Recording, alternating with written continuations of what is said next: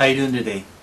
Hey, last night on the Travel Channel, they featured a couple of restaurants near where I grew up. Chicken Annie's and Chicken Mary's were about 30 miles from my hometown, and we ate there a lot and still like to go back to one of the restaurants whenever we're back into the area, whenever we can. And it was really interesting because the two restaurants are not only in the same town, they're really across the street from one another. Chicken Annie's and Chicken Mary's, and both have been in business, doing a great business for like 70 years.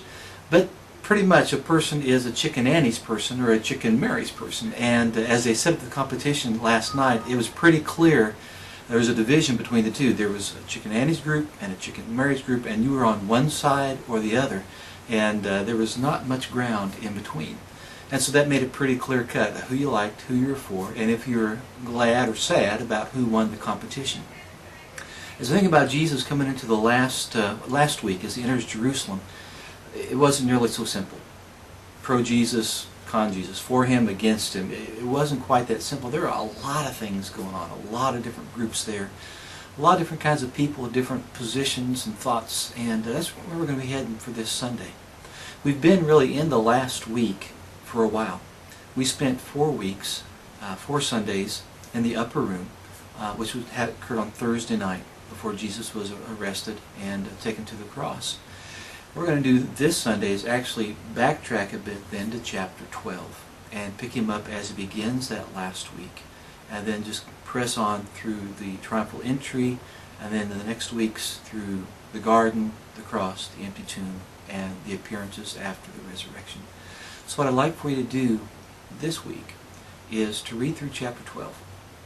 And as you read through chapter 12, maybe have a piece of paper, a notebook, or something there, and jot down the different groups of people that you find in John chapter 12.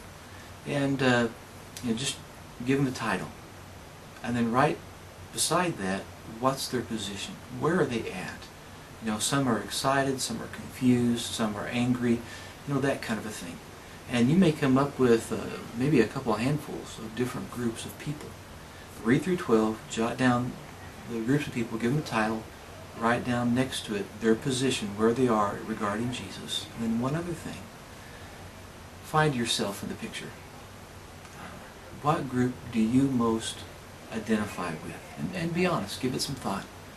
Because I think that's important for us to think as we approach the cross and the resurrection this Easter season, to find out where we are in the picture.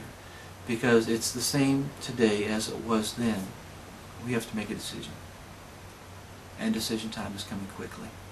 So check out John 12, and I'll see you Sunday.